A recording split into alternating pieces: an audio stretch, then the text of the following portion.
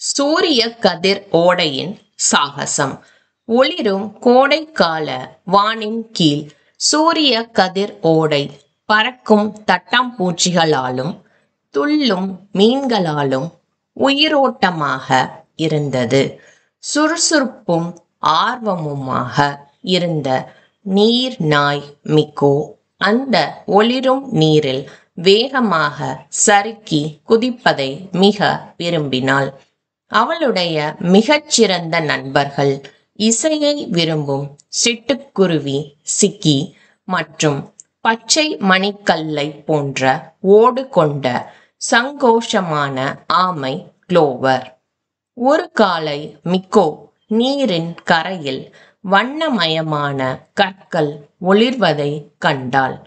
அவள் அவளது நண்பர்களை அழைத்தாள். வாங்க, இந்த கற்களின் பாதையை பின்தொடர்வோம். சிக்கி மகிழ்ச்சியுடன் பாடிக்கொண்டே கரையில் துள்ளி குதித்தான். க்ளோவர் மெதுவாக தண்ணீரில் அசைந்தபடி அவர்களை சேர்ந்தான். அந்த வழியில் அவர்கள் புத்திசாலி வயதான தாத்தா ரீட் ஐ சந்தித்தார்கள். அவர் குச்சிகளால் ஒரு பாலம் கட்டி கொண்டிருந்தார். சிரிப்பூட்டும் பாடல்களையும் பாடினார். அவர் விளக்கினார்.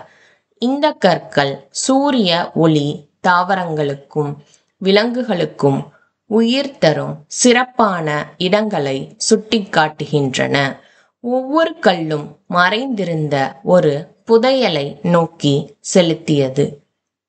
ஒரு கூட்டம் காட்டுப்பழங்கள், குட்டி பறவைகளின் கூடு, மேலும் ஓய்வெடுக்க சிறந்த குளிர்ந்த நிழலான இடம். அந்த நண்பர்கள் சூரிய ஒளியையும் ஒளிரும் நீரையும் பயன்படுத்தி பாதுகாப்பான இடங்களையும் இயற்கையின் இரகசிய புதையல்களையும் கண்டுபிடிக்க கற்றார்கள். மாலை சூரியன் மறையும் போது சூரிய கதிர் ஓடை உலகிலேயே அதிசயமான இடமாக தோன்றியது. அவர்கள் கொண்டிருந்த ஆர்வத்தாலும் ஒன்றிணைந்து ஆராய்ந்த நட்பாலும். நீதி: நண்பர்கள் ஒன்றிணைந்து இயற்கையை மதிக்கும் போது ஒவ்வொரு நாளும் புதிய சாகசமாக மாறும்.